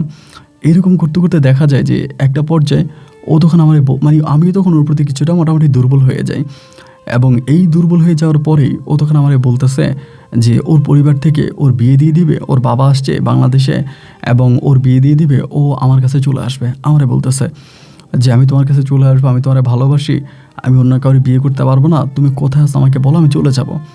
তো সেই সময়টাতে আমিও যখন তার উপর মোটামুটি দুর্বল হয়ে যাই, আমিও তখন তারে বললাম যে ঠিক আছে, তুমি যদি চলে আসো তাহলে আমার কোনো আপত্তি নেই, তুমি চলে আসতে পারো, আমি তোমাকে বিয়ে করব, তবে তোমার তো মুসলিম হওয়া লাগবে। ও বলে সমস্যা নাই, তুমি যদি আমাকে মুসলমান বানাও আমি মুসলমান হয়ে যাব, এবং মুসলমান হয়েও আমি তোমার সঙ্গে সংসার করতে চাই। আমি বললাম তাহলে তুমি চলে আসো। তো তখন তো আমি ওর প্রতি দুর্বল, ও আমার প্রতি দুর্বল, সে অনুযায়ী আমাকে ঠিকানা দিলাম এবং ঠিকানা অনুযায়ী ও 3 দিন পরে চলে আসছে। যদি আমি ওকে বলেছিলাম যে তুমি বাসা থেকে একটা সুতোও নিয়ে আইসো না, তোমার জামা কাপড়গুলো আনার দরকার নাই, আমি তোমাকে এখান থেকে জামা কাপড় কিনে দিব, তোমার কোনো কিছুই দরকার নাই। আমার চিন্তা ভাবনা ছিল ওর কোনো কিছুই আমার লাগবে না, ওর কোনো কিছু আমার লাগবে না, এবং আমি আমার মতো করেই চলবো, ওর কোনো কিছু আমি ইউজ করব না, এবং আমি যতটুকু পারি নিজে ইনকাম করে ওকে খাওয়াবো। তখন কিন্তু ভিতরে মোটামুটি একটা পবিত্র ভালোবাসা জাগছিল। তো পরে ঠিকানা দিলাম, ও চলে আসছে। আসার পর ওকে বাসায় আনছি। আনার পরে এলাকার লোকজন ছিল, আমার ফ্রেন্ড সার্কেল ওখানে যারা ছিল তারা তখন কাচিরি আনলো, ওর সঙ্গে আমার বিয়ে পড়াই দিল। তো বিয়ে পড়াই দিছে, ও তখন ঘরে থাকতো। ওর পরিবারের সঙ্গে কিন্তু ওর কোনো যোগাযোগ নেই। ওনাকে আসার সময় ওর বাবাকে চিঠি লিখে আসছে, এবং জানতে পারছি যেদিন ও চলে আসে তার 2 দিন পরেই ওর বিয়ে। তো ও আমার ঠিকানা দিয়ে আসে নাই, বা ওর কোনো রকমের ঠিকানা জানে নাই, শুধু লিখে আসছে আমি একটা মুসলিম ছেলের সাথে চলে যাচ্ছি, আমি একটা মুসলিম ছেলেকে ভালোবাসি, এবং সেই ছেলের কাছে গিয়ে আমি ইসলাম ধর্ম গ্রহণ করব, তোমরা আমাকে ভুলে যাও বা তোমরা আমাকে কখনো খুঁজতে আইসো না। এগুলো ওর বাবাকে বলে টলে ও তখন এখানে চলে আসে। তো এরপরে পরিবারের সাথে কোনো যোগাযোগ নেই, ও সিম টিমও চেঞ্জ করে ফেলে। আমার মতো করে ও যখন দুজনের মতো করে থাকতেছি, যোগাযোগ করতেছি, এবং তখন দুজনের মাঝে খুব গভীর একটা সম্পর্ক। আমি প্রতি শুক্রবারে ছুটি পাই, ওরে নিয়ে ঘুরতে যাই, মানে মোটামুটি দুজনের মাঝে খুব মানে একটা অন্তরঙ্গ সম্পর্ক। তো আমার কারখানায় আবার অনেকেই আছে, আমি আমি আরেকটা কথা এখানে বলে রাখি, হয়তো অনেকেই এটাতে খারাপভাবে নিতে পারে বা কিছু একটা জানে। দেখেন, আমার যখন এই রানী আমাকে ফোন দেয় না বা রানীর সঙ্গে কথা হয় না, তখন আমাদেরই যে কারখানায় আমি কাজ করি ওই কারখানায় জান্নাত নামের একটা মেয়ের সাথে আমার একটা সম্পর্ক হয়, এবং এইটা মোটামুটি কারখানার সবাই জানে, আমাদের কারখানায় যারা আছে সবাই জানে। রানী ঢাকাতে আসার পরও আমি জান্নাতের সঙ্গে মাঝে মাঝে কথা বলতাম বা কারখানায় যাইতাম। তো জান্নাত কিন্তু আবার রানীর বিষয়টা জানতো না, এই যে রানী গ্রাম থেকে আসছে বা আমার সঙ্গে আসছে এগুলো কিন্তু জান্নাত জানতো না। আমি কারখানায় গেলে জান্নাতের সঙ্গে দেখা করতাম, ওর সঙ্গে কথা বলতাম, ওই দিক দিয়েও ঠিক রাখতাম, আবার এদিক দিয়েও রানীর সঙ্গেও ঠিক রাখতাম, মানে দুটো সম্পর্কে তখন কন্টিনিউস করতাম। এরকম করতে করতে অনেকগুলো দিন পেরিয়ে গেছে। যাওয়ার পরে আমার এক বন্ধু আছে, মানে বন্ধু বলতে আমরা যে কারখানায় চাকরি করি ওই কারখানায় চাকরি করি, আমার এই বন্ধুর বাসায় একদিন পার্টি মানে অনুষ্ঠান আর কি। তো আমার দাওয়াত দিছে যে দোস্ত তুই আসিস। আবার আমার ওই বন্ধু কিন্তু জান্নাতরে চিনে, মানে জান্নাতরে জানে আর কি। তো আমি ওরে বললাম যে ঠিক আছে আমি যাবো। সন্ধ্যার পরে রওনা দিছি। আমার বউ তখন বলতেছে তুমি কই যাইবা? আনছি পার্টি আছে, পার্টিতে যাবো। ও বলে আমি সহ যাবো। আমি তখন তারে বললাম যে তুমি সহ যাইবা, আসলে দাওয়াত তো আমাকে দিছে। ও বলে তোমাকে দাওয়াত দিলে কী হয়েছে, সমস্যা কি, আমি তোমার বউ, আমি কি যেতে পারি না, আমি সহ যাবো, চলো। তো যখন এরকম করে জোরাজোরি করতেছে আমি তখন বললাম যে ঠিক আছে যদি যেতেই হয় তাহলে চলো যাই, কিন্তু আমার একটা শর্ত আছে। ও বলে কী শর্ত? আমি বললাম শর্ত হচ্ছে তুমি সেখানে গিয়ে আমার পরিচয় দিবা যে তুমি আমার খালাতো বোন, তুমি যে আমার বউ এই পরিচয় দিও না। ও তখন বলে কেন, এই পরিচয় দিলে কি হবে? আমি বললাম আরে বোকা, তুমি যদি এই পরিচয় দাও, আমি যে কারখানায় চাকরি করি ওই কারখানায় সবাই জানে আমি আনমেরিড এবং আমি বিয়ে করছি, এখন আমার বউ আছে, ওরা সবাই আমার খাইতে ধরবে না, যে বলবে যে তুই কিছু খাওয়া বা অনুষ্ঠান করে সেই। এখন তো ধর আমার কাছে টাকা ঢুকা নেই, অনুষ্ঠান করতে গেলে তো অনেক বেশি টাকা লাগবে, এত টাকা আমি কোথায় পাবো বলো? আর আমি চাই না এখন টাকা পয়সা বাজে পথে নষ্ট করি, তুমি বলবা তুমি আমার খালাতো বোন। ও বলো আচ্ছা ঠিক আছে। এই কথা মতো আমি তখন তারে কী করলাম, আমার ওই বন্ধুর মানে বাসায় আমি তখন আমার বউ রানীরে নিয়ে যাই। ও তখন আমার ওই খালাতো বোন পরিচয় নিয়ে যায়। নিয়ে যাওয়ার পরে আমি তো অনুষ্ঠানে গেলাম, মোটামুটি খাওয়া দাওয়া করলাম। তো সেখানের যে বাড়িওয়ালা ছিল, বাড়িওয়ালার ছেলে ছিল, তাদের সঙ্গে তখন অনেক কথাবার্তা হলো, মোটামুটি খুবই ভালো একটা সম্পর্কে তখন চলে গেছি। এবং সম্পর্কে চলে যাওয়ার পরে এই ঘটনার প্রায় 2 দিন পরে, মানে ওদের অনুষ্ঠান থেকে চলে আসছি 2 দিন পরে, আমার ওই বন্ধুর সঙ্গে আমার ওই বন্ধু যে বাসায় ভাড়া থাকতো ওই বাসার বাড়িওয়ালার ছেলে একদিন আমার সাথে দেখা করতে আসছে, ওই আপনার আমাদের কারখানাতেই দেখা করতে এসে আমার বলতেছে যে বাড়িওয়ালার ছেলের নাম ছিল খালেদ, আমরা খালেদ স্যার বলতাম। আবার তখন কিন্তু আমি জানতাম না, এটা পরে জানতে পারি, আমাদের যে কারখানা আছে ওই কারখানার শেয়ারিং মালিক উনি এই খালেদ সাহেব, মানে উনি নাকি শেয়ারিংও মালিক। উনি আগে একটা বিয়ে করছে, ওনার বউ মারা গেছে, এবং এখন ওনার এই বিল্ডিং মানে বিল্ডিং ওনারই, ওনার বাবার বিল্ডিং মানে ওনারই বিল্ডিং। তো উনি বয়স আমার থেকে অনেকটা সিনিয়র। তো উনি তখন আমার দেখা আমার বন্ধুর সঙ্গে এসে আমার বলতেছে যে আমার বলে রোবেল, তোমার যে একটা খালাতো বোন আছে উনি কিন্তু আমার ওয়াইফকে মানে রানীরে কিন্তু দেখছে, ওই অনুষ্ঠানের মধ্যে আমার রানীকে দেখছে, দেখে বলতেছে যে তোমার যে একটা খালাতো বোন আছে, তোমার খালাতো বোনটার আমার খুব মনে ধরছে, আমি তোমার খালাতো বোনটাকে বিয়ে করতে চাই। ডাইরেক্ট এমনি প্রস্তাব। তো আমি তো তখন মোটামুটি কি বলবো তখন, কারণ অলরেডি রানী তো আমার বউই, অ্যান্ড বউয়েরে আবার কেমনি বিয়ে দেয়। আমি তখন বললাম যে আচ্ছা ভাই ঠিক আছে, সমস্যা নেই, আপনি তো জানাইছেন, এখন ও তো গ্রামে চলে গেছে, ও তো আর এখানে নাই, ও তো ঢাকা থেকে চলে গেছে, এখন ওর পরিবারের সঙ্গে কথাবার্তা বলবো, তারা রাজি আছে কিনা জানাবো। পরে বলে দেখো আমার তো আল্লাহর রহমতে, তোমরা তো সবাই জানো, তুমিও জানো, তোমার বন্ধুও জানে, আমাদের তো টাকা পয়সার অতটা অভাব নেই, বাড়ি আছে, সব কিছুই আছে, গাড়ি আছে। তো ও যদি আমাকে বিয়ে করে সুখেই থাকবে, আর মেয়েটাকে দেখে আমার কেন জানি মনে ধরছিল, আমার ভালো লাগছিল, আমি সেখান থেকে আসলে এটা তোমাকে জানাইলাম। আমি বললাম ঠিক আছে খালিদ ভাই, আপনি টেনশন করবেন না, আমি আপনাকে বলবো। এটা বলার পর তখন কারখানায় গেলাম। তখনও কিন্তু আমি আস্তে আস্তে করে নেশায় জড়িয়ে পড়ছি। আমি তো নেশা তখনও ছাড়তে পারি না, একবারই যে ছেড়ে দিছি তা না, কিন্তু তখনও নেশা করি। কিন্তু রানী এই নেশার বিষয় নিয়ে আমার সঙ্গে প্রচুর ঝগড়া করে, ঝামেলা করে। কিন্তু নেশার বিষয় নিয়ে জান্নাতের মনে কোনো ঝামেলা নাই। মানে জান্নাত আমি নেশা করি এতেও মানে রাগ নাই, ও খুশি। ও মাঝে মাঝে নিজে আমাকে নেশা করার জন্য টাকা দিত। তো এই অবস্থার মধ্যে দেখা গেল কি, আমি তখন চিন্তা করতেছি কী করা যায়। আর অনেক দিন ধরে রানীর সঙ্গে আসি। সত্যি কথা বলতে, দূরে যখন রানী ছিল তখন আমাদের মহাব্বত, প্রেম, ভালোবাসাটা অনেক বেশি ছিল। মানে কিন্তু যখনই আমার বউ হয়ে গেল, আমার ঘরে আসলো, তখনই তার প্রতি আমার আর আগের মতো করে কোনো অনুভূতি আসে না, তার প্রতি আগের মতো করে কোনো ফিলিংস কাজ করে না। মানে আমি কেমন জানি একটু অন্যরকম হয়ে গেছি। এক কথায় বলতে গেলে তারে আমার আর ভালোই লাগে না, তারে আমার ভালোই লাগে না। এবং যেভাবে হোক আমার তখন মন চাইতেছে যে আমি তার সাথে সম্পর্ক ছিন্ন করব। মানে একই জিনিস, একই বাবার বারবার ওর পিছনে টাকা খরচ করা লাগে। আর জান্নাত তো আমাকে উল্টা টাকা দিতেছে, আমি জান্নাতের কাছ থেকে টাকা নিতেছি, আর ওর উল্টা টাকা দেওয়া লাগতেছে। এই জন্য আর ওরা আমার ভালো লাগে না। এখন আমার চিন্তা ভাবনা হচ্ছে যেমনি পারে ওরে আমি আমার কাছ থেকে সরাইতে পারলেই বাঁচি, এবং আমার কাছ থেকে সরাইয়া এরপরে প্রয়োজনে আমি জান্নাতরে বিয়ে করব। তো আমি এটাও ভাবি যে ওর পরিবার পরিজন সব কিছু ছেড়ে চলে আসছে, ওর মা বাবা, এখন তার ওকে কেউ গ্রহণ করবে না। ও একটা হিন্দু মেয়ে ছিল, একটা মুসলিম ছেলেকে বিয়ে করে ও মুসলমান হয়ে গেছে, এখন তো আর হিন্দু নাই। তা আমি এখন কী করব? আর আমাদের বিয়ের তো কোনো কাবিনও হয়নি, শুধুমাত্র মৌখিকভাবে আমাদের কলমা পড়া হয়েছে। তো আমিও মানে তখন জান্নাতের প্রতি এতটাই দুর্বল হয়ে যাই। আমি তখন মানে কী করব হঠাৎ করে মাথার মধ্যে আইডিয়া আসে যে আমি আমার বউ রানীকে দিয়ে এই খালেদের সঙ্গে কথা বলাবো, ফোনে কথা বলাবো, ফোনে কথা বলে বলে তার কাছ থেকে টাকা খুলবো, তার কাছ থেকে টাকা নিয়ে যাব। এইরকম একটা চিন্তাভাবনা তখন আমার মাথার মধ্যে আসছে। এইরকম একটা চিন্তাভাবনা মাথার মধ্যে আসার পরেই আমি তখন করলাম কি, একদিন, 2 দিন, 3 দিন আমার বউরে কেমনি বলি, ও যদি আবার খেপে যায়। পরে আস্তে আস্তে করে ওরে আমি একটা সময় বুঝিয়ে বললাম যে দেখো রানী, আমরা যেদিন পার্টিতে গেছিলাম, ওইখানকার একটা লোক, ওই বিল্ডিংয়ের যে মালিকের ছেলে খালেদ স্যার না তোমারে পছন্দ করছে, উনি তোমার বিয়ে করতে চায়। ও তখন হাইসা আমারে বলে, আমি তো এর থেকেও বড় লোক ছেলে রেখে চলে আসছি, তোমার হাত ধরে আমি তোমাকে ভালোবাসছি, এই জন্য আমার বাবা মা সব কিছুই তো ছেড়ে আসছে, এখন আর এসব কথা বলে কোনো লাভ আছে? এখন তো আর এসব কোনো কথা বলে লাভ নাই, আমি তো আর এখন কিছু করতে পারবো না। আমি তখন বললাম রানী দেখো, আসলে তুমি রাগ করো না, আমি তো তোমার স্বামীই আছি, তুমি যদি রাগ না করো আমি তোমারে বলবো। বলেন।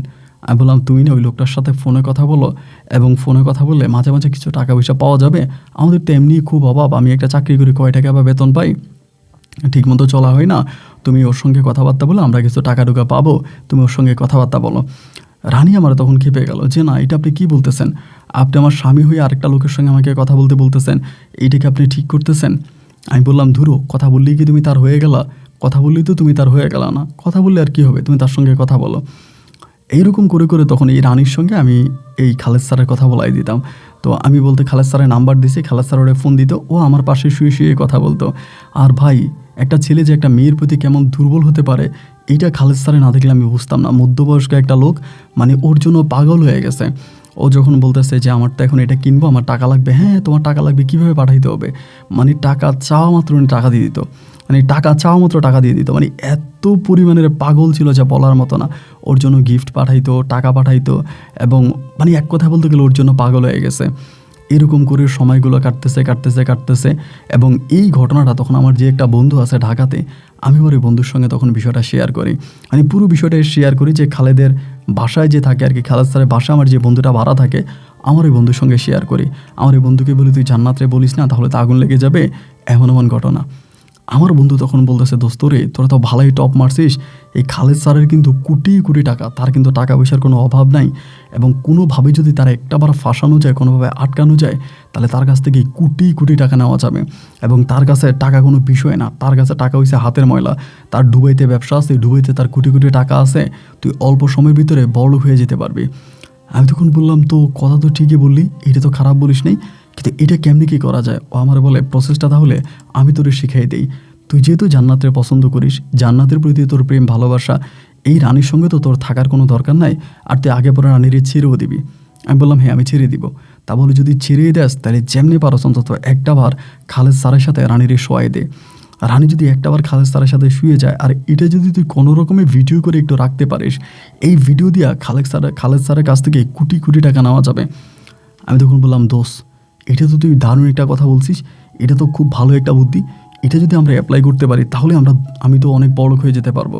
ও আমার বলে, দেখ আমি তোর প্রসেসটা বলে দিলাম, বুদ্ধিটা বলে দিলাম, এখন এই বুদ্ধিটা যদি তুই কাজে লাগাইতে পারিস তাহলে বন্ধু তুই রাতারাতি বড়লোক হয়ে যেতে পারবি, তোর আর কোনো অভাব থাকবে না। এবং এই খালেদ স্যারের যদি ভিডিও দিয়ে ব্ল্যাকমেল করা যায়, ওই তোরা অনেক টাকা দেবে। আমি বললাম, দোস্ত তাহলে ঠিক আছে, এটা কেমনে করব? ও বলে, তোর বউরে রাজি করা। আমি বললাম, দেখ রানী তো কোনোদিনও রাজি হবে না, রানীর এটা বললে রানী পুরোপুরিভাবে খেপে যাবে। পরে ও বলতেছে, আরে না খেপবে না, সমস্যা নেই, তুই রানীরে বুঝা। তা আচ্ছা ঠিক আছে। এরপরে আমি তখন রানীর সঙ্গে শুয়েছে যে একটা বউরে এই কথা কীভাবে বলা যায়, একটা বউ তো আর এই কথা শুনবে না, বা এটা বললেও আরও খেপে যাবে, আরও রেগে যাবে, ওর কানে তো আর এসব কথা দেওয়া যাবে না। তারপরেও চেষ্টা করতেছি কেমনে দেওয়া যায়, কীভাবে দেওয়া যায়, কীভাবে বলা যায়। এইরকম করে চেষ্টা চিন্তা ভাবনা করতে করতে করতে করতে হঠাৎ করে একটা সময় চিন্তা করলাম যে না, ওরা আমি বলেই দিব। পরে আমি একদিন বললাম যে, রানী দেখো, তোমারে কীভাবে বলবো আমি ঠিক জানি না, আর এটা বলা আমার ঠিক হবে কি না তাও আমি ঠিক বুঝতেছি না। দেখো রানী, আমি তো একটা কোম্পানিতে চাকরি করতাম, ভালো টাকায় বেতন পাইতাম, এই টাকা দিয়া আমাদের বাসা ভাড়া থাকা খাওয়া সব কিছু হইতো। আমার ওই চাকরিটা মনে হয় এবার চলে যাবে।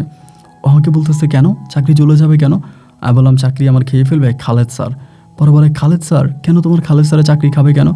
আমি বললাম, কি আর বলবো, খালেদ স্যার তো জানে যে তুমি আমার খালাতো বোন, তোমার সাথে আমার খালাতো বোনের সম্পর্ক আছে। এখন খালেদ স্যার আমারে ধরতেছে, খালেদ স্যার তো জানে তুমি এখন ময়মনসিংহে আসো। খালেদ স্যার বলতেছে, যেভাবে হোক ময়মনসিংহ থেকে আমি তোমাকে ঢাকায় এনে এক রাতের জন্য স্যারের কাছে দেওয়ার জন্য, যদি দিই তাহলে উনি আমার সাথে সম্পর্ক রাখবে, আর যদি না দিই তাহলে উনি আমাকে চাকরি থেকে বের করে দেবে। ও তখন বলে, তুমি এটা কী বলতেছ? আমি যে ওনার সঙ্গে কথা বললাম, উনি তো কোনোদিনও আমার সঙ্গে এরকম খারাপ কোনো কিছু বলে নাই, বা খারাপ কোনো প্রস্তাব আমাকে দেয় নাই, বা আমাকে এরকম কোনো কিছুই বলে নাই, তুমি এটা কী বলতেছ? আমি বললাম, দেখো উনি তোমার সঙ্গে কথা বলার সময় একরকম বলে, আর আমার সঙ্গে কথা বলার সময় উনি আরেক রকম বলে। উনি আমার এটা বলছে যে এটা যদি আমি করি তাহলে আমার চাকরি থাকবে, আর অন্যথায় আমার চাকরিটা চলে যাবে। ও তখন আমার বলতেছে, তার মানে তুমি কী বুঝাইতে চাচ্ছ, মানে কী বলতে চাচ্ছ?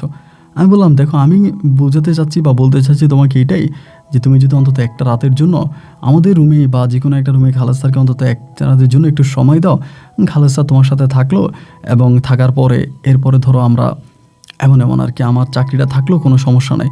ও তখন আমারে বলতেছে, তুমি আমার স্বামী হইয়া আমার এই কথাটা বলতে পারলা যে আমি একটা লোকের কাছে যাওয়ার জন্য তুমি আমাকে অনুমতি দিতেছো? আমি বললাম, দেখো তোমার আমি শুধু অনুমতি দিই না, এবং আমি তোমার আরেকটা অনুরোধ করে বলতেছি, তুমি যদি পারো এটা ভিডিও করে আইনো। এই লোকে যে তোমার সাথে একটা খারাপ সম্পর্ক করবে এটা তুমি ভিডিও করো, কারণ ভিডিও যদি তুমি করতে পারো, এই ভিডিও দিয়া আমি লোকেরা বলতে পারলাম যে আপনি যদি আরেকদিন ওর লোকে কথা বলেন বা খারাপ কিছু করার চেষ্টা করেন, এই ভিডিও আমি ইন্টারনেটে ছেড়ে দিব। ও তখন আমাকে বলে, ভিডিও ইন্টারনেটে ছেড়ে দিবা মানে? তাহলে কি আমার ছবি চলে যাবে না ইন্টারনেটে? আমি বললাম, আরে বোকা, তুমি তো আমার বউ, তুমি আমার বউ, তোমার ছবি কীভাবে ইন্টারনেটে চলে যাবে? তোমার ছবি কোনোভাবেই ইন্টারনেটে যাবে না। আমি তোমার মুখটা কেটে, ওই মুখটা আমি তোমার কেটে দেবো, কেটে দিয়ে শুধু এই লোকের ছবিটাই রাখবো, এবং তারে আমরা ভয়ভীতি দেখে, আর তো আমি ইন্টারনেটে দিব না, তারে ভয়ভীতি দেখায় যাতে সে আর তোমার প্রতি খারাপ নজর না দেয় আর আমার চাকরিটা না খায়। তখন রানী আমারে বলতেছে, দেখেন আপনি এটা কী বলতেছেন? আমি আপনার জন্য সব কিছু ছেড়ে, আমার বাপ মা, আমার ধর্ম, আমার সব কিছু ছেড়ে আমি আপনার কাছে আসছি, এখন আপনি এগুলো কীভাবে বলতেছেন? আমি তো এটা কখনোই করতে পারবো না।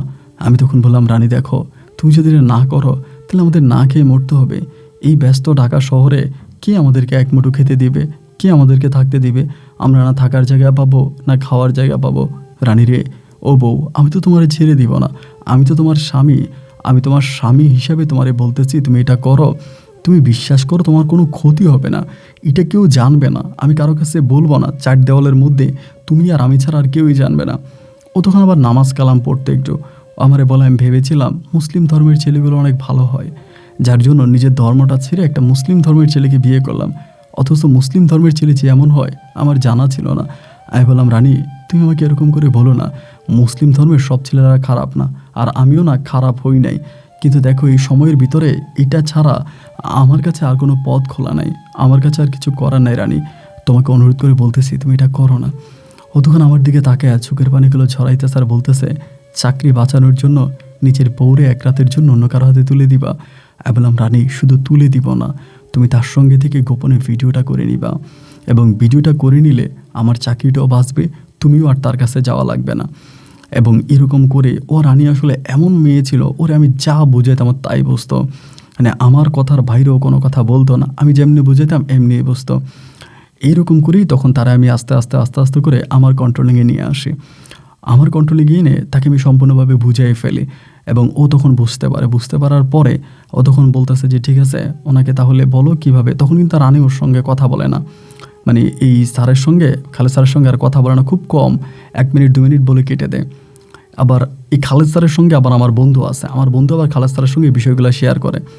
তো এর ভিতরে আমার বন্ধু তখন খালেদ স্যারে বলতেছিল যে খালেদ স্যার, এই রানী তো এই রুবেলদের বাসায় আসবে বেড়ানোর জন্য, এখন আপনি এখানে তো রানীর সঙ্গে থাকতে পারবেন চাইলে।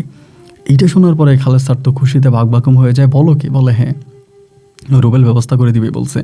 পরে আমার স্যার জিজ্ঞেস করলো, আমি বললাম যে জি স্যার, আপনি ওরা আগে কোনো কিছু বললেন না, আমি আপনার ব্যবস্থা করে দেবো আমার রুমের মধ্যেই স্যার, আপনি থাকতে পারবেন, ও আসলে আমি ব্যবস্থা করে দেবো। পরে বলে, রুবেল এটা করে দিতে বলে তোমার জন্য আমার একটা বড় ধরনের গিফট আছে। না স্যার, গিফট লাগবে না, আপনি এটা করে দিলেই হবে। এবার আমি আর আমার বন্ধু মিলে ফাঁদ পাতলাম, সেই ফাঁদে আমার বউরে বসাইলাম, ঘরটা আমারটাই আমি রাখলাম। আমার বউরে বলেছি তখন আর তোমার ভিডিও করার দরকার নেই, যেহেতু আমার রুম আমি ব্যবস্থা করব। পাশের রুম থেকেই, মানে আমার যে বাসা, ওই বাসার থেকে আমরা একটা জায়গা নির্ধারণ করলাম যে জায়গায় বসে ভিডিওটা ধারণ করব। এবং সেখানে আমি আমার বউ রানীকে পাঠিয়ে দিলাম তার রুমে। এবং পাঠানোর পরে আমি দেখলাম রানীর চোখের পানিগুলো ঝরতেছিল। সেই মর্মস্য কথা আপনাকে আসলে বলে বোঝাতে পারবো না। সেই জায়গায় আমি তখন ভিডিও করলাম, এবং ভিডিও ধারণ করার পরে স্যার তখন 12টা কি 1টার দিকে বেরিয়ে চলে গেছে। বেরিয়ে চলে যাওয়ার পরে এই ঘটনার প্রায় 2 দিন পরে আমি তখন এই বাসাটাও চেঞ্জ করে ফেলি, চাকরিটাও ছেড়ে দিই। রানী তখন আমারে বললে, কী ব্যাপার, আপনি বাসাও চেঞ্জ করতেছেন, চাকরিও চেঞ্জ করতেছেন, তাহলে আপনি আমার এই লোকের কাছে পাঠাইলেন কেন? আমি বললাম, রানী বাদ দাও, যা হবার তা হয়েছে, তুমি আর এসব নিয়ে কথা বললো না, তুমি নাম্বার চেঞ্জ করে ফেলো। তখন আমার রানীর সঙ্গে আর এই লোকের আমি কথাই বলতে দেই নাই।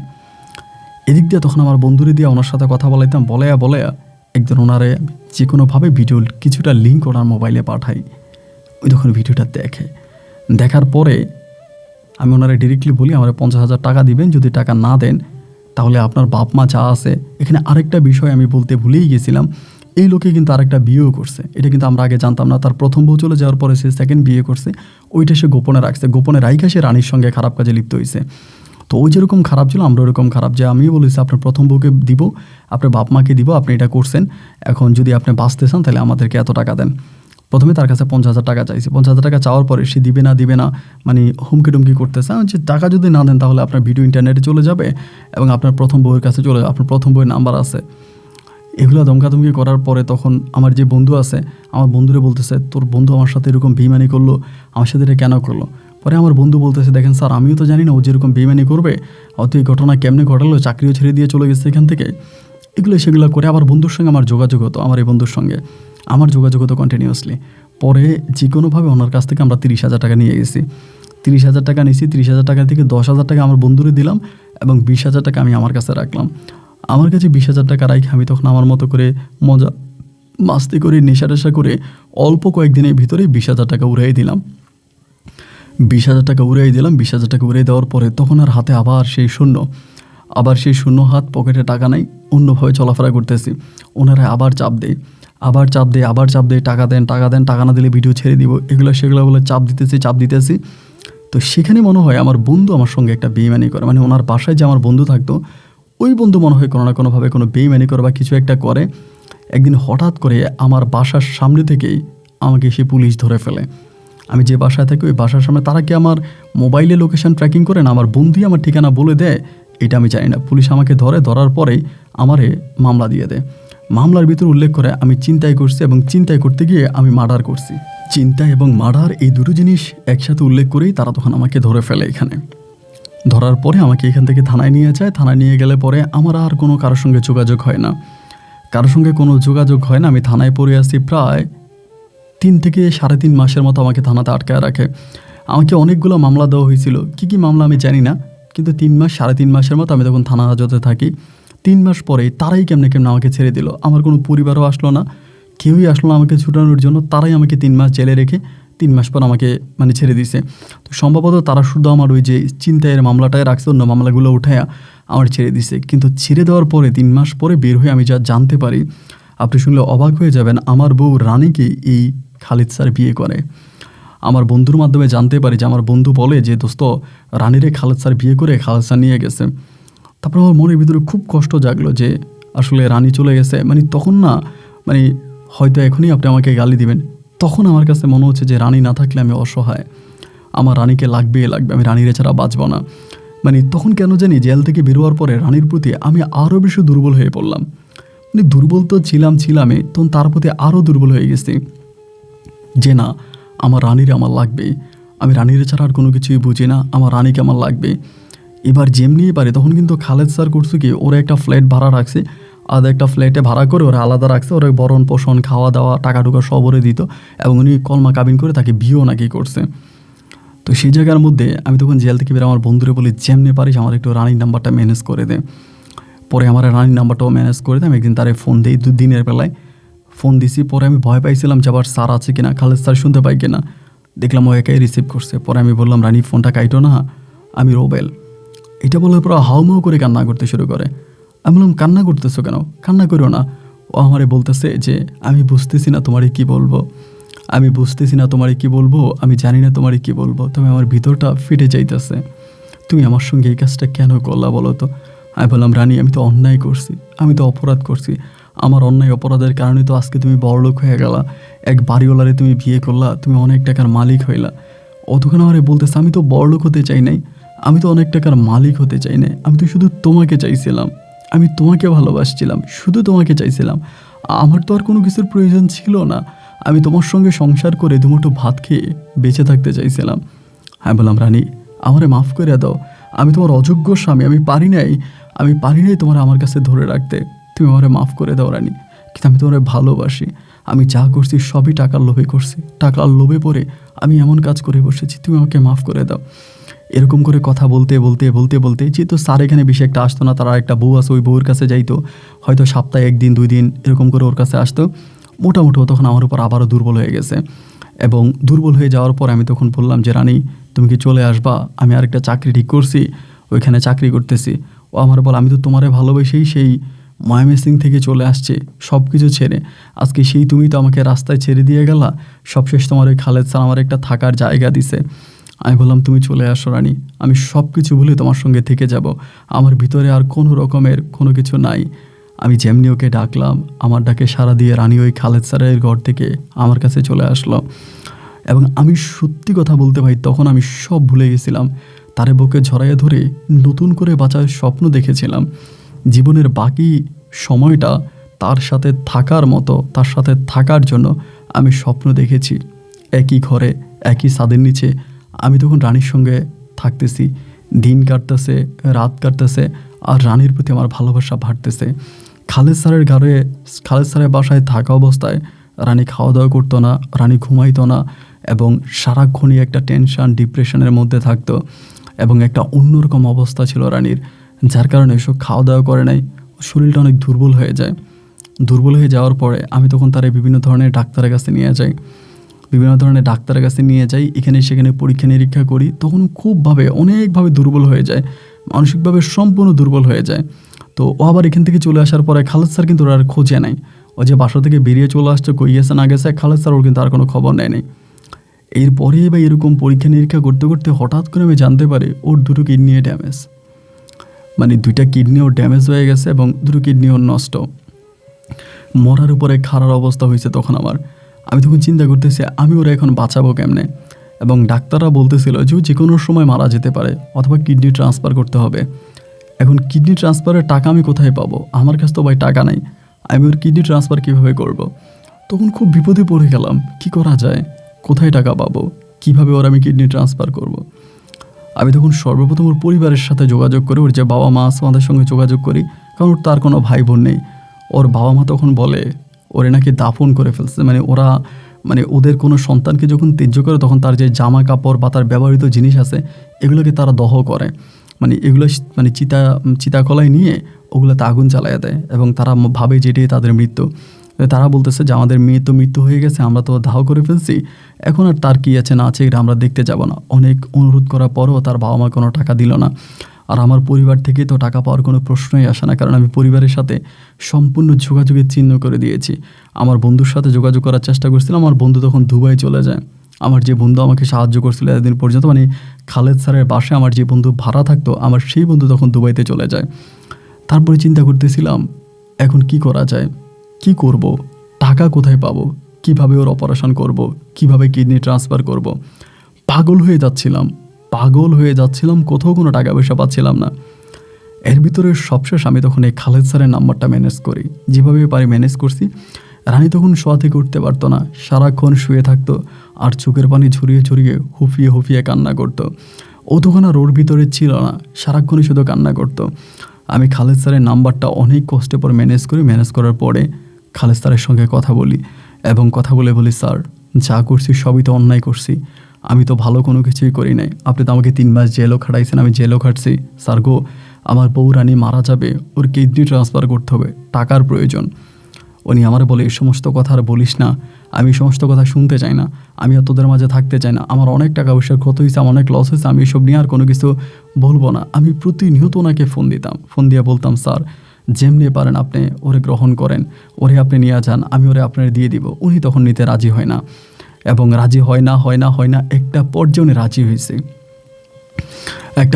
রাজি হয়েছে, রাজি হয়ে বলতেছে যে ঠিক আছে আমি নিয়ে যাব, তবে তুই আর কখনোই তার কাছে আসতে পারবি না, তার সঙ্গে কোনো যোগাযোগ রাখতে পারবি না, আমি তার চিকিৎসা করব। আমি বললাম ঠিক আছে স্যার, আপনি ওর চিকিৎসা করেন, আমি আর কখনোই ওর মাঝে আসবো না।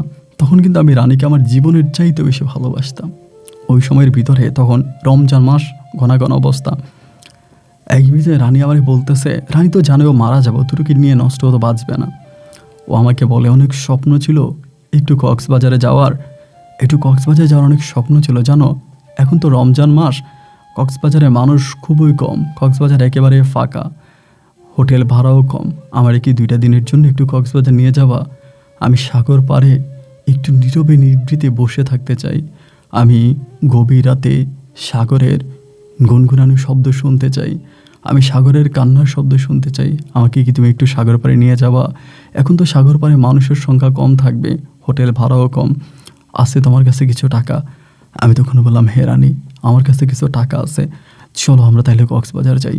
10 রমজানে আমরা তখন কক্সবাজার যাওয়ার জন্য প্রস্তুতি নিলাম। এরই মাঝে খালেদ স্যার আমারে বলল যে রোবেল, কক্সবাজার যদি নিয়ে যাও তাহলে কক্সবাজার থেকে তারা আর ফিরে আইনো না, আমি তোমাকে যেই হোটেল বলি ওই হোটেলটা আমার বন্ধুর হোটেল, ওই হোটেলেই তুমি তারা রেখে চলে আইসো, সেখানে আমি তারে বুঝিয়ে শোনে আর যেমনি পারি আমি তারা আবারও বিয়ে করবো, আমি তার চিকিৎসা করবো, তবে তুমি কথা দাও যে তুমি কখনোই তার সঙ্গে কোনো যোগাযোগ রাখবা না। আমি বললাম, হ্যাঁ স্যার, আমি কথা দিচ্ছি, আমি কখনোই তার সঙ্গে আর কোনো যোগাযোগ রাখবো না। এবং এরপরে খালেদ স্যারের মতে আমি তখন রানীকে নিয়ে কক্সবাজারের উদ্দেশ্যে রওনা দিলাম।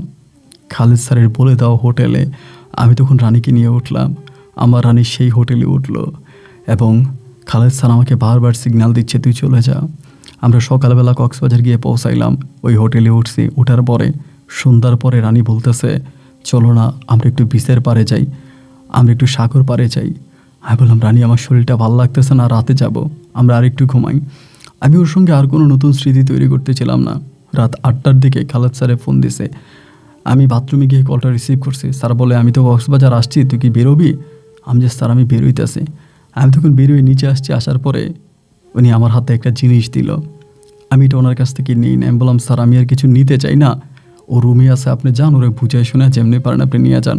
পর বলে, না এটা আমি তোর খুশি হয়ে দিছি, একটা স্বর্ণের মানে জিনিস শুনে আমাকে দিছে, তো আমি এটা নিতে চাই না, তাও জোর করে আমার পকেটে দিয়েছে, আমি এটা ঢুকাই দিয়েছে। তখন আমি এই কক্সবাজার থেকে বাসে উঠছি, বাসে করে আমি আবারও ঢাকার দিকে যাচ্ছি। বাইরের দিকে তাকায় আছি, বাতাসে আমার চোখের পানিগুলো পিছনের যে যাত্রী আছে যাত্রীর গায়ে পড়তেছে। যাত্রী বলে, ওই মিয়া পানি ঢালতেছেন কেন, পানি খাইতেছেন মিয়া, পানি এসব উড়ে পড়তেছে গায়ের মধ্যে, জানালা বন্ধ করেন। কিন্তু বুঝাইতে পারতেছিলাম আমি তো পানি নয় রে, আমার চোখের অশ্রু, আমার চোখের চোখ।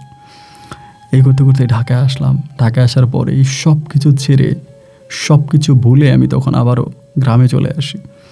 রানীর সঙ্গে আর কোনো যোগাযোগ করিনি প্রায় 8 মাস পরে, 7 থেকে 8 মাস পরে জানতে পারি রানীর বাবা মা রানীকে গ্রহণ করেছে। এবং কেন গ্রহণ করেছে সেটা শুনলে আপনি অবাক হয়ে যাবেন। তার মানে খালেদ স্যার রানীকে বিয়ে করে ইতালিতে নিয়ে গেছে। স্যারের ইতালিতেও বিজনেস ছিল, স্যারের দুবাইতেও ব্যবসা ছিল। স্যারের রানীকে ভালোবেসে রানীর অপারেশন করায়, রানীকে সুস্থ করে রানীকে নিয়ে স্যার ইতালিতে চলে যায়।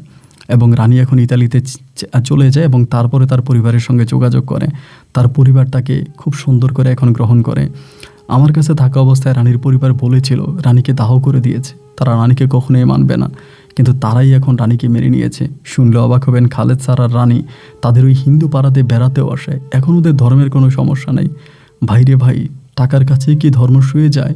এটাই কি ধর্ম? রানীকে এখন তারা কত সুন্দর মেনে নিয়েছে। রানী মুসলিম ধর্ম পালন করে, রানী মাংস খায়, গরুর গোশত খায়, এত রানীর কোনো সমস্যা নাই। যাই হোক ভাই, আমার রানীর উপরে কোনো অভিযোগ নাই। আমি খালেদ স্যারের কাছে রীতিমতো ঋণী। আমি যে অপরাধ করেছি সে অপরাধের শাস্তি আমি পাচ্ছি। আপনার গল্পগুলো শুনে বেঁচে আছি। আবারও বলি, আপনার গল্পগুলো শুনে বেঁচে আছে। গল্পগুলো না থাকলে হয়তো এতদিন বাঁচতে পারতাম না। আপনার গল্পগুলো আমার নিশিরাতের ঘুমের ওষুধ। গল্পগুলো শুনতে শুনতে কখন যে ঘুমিয়ে যাই নিজেও বলতে পারি না। আপন ভাই, আজ আমার কিছুই নাই, আমার করুণ কাহিনীটা আপনাকে বলে গেলাম। যদি পারেন আমার এই গল্পটা আপনি লাখো মানুষের কানে পৌঁছে দেবেন, যাতে কেউ আর আমার মতো এমন ভুল না করে। ভালো থাকবেন। আসসালামু আলাইকুম।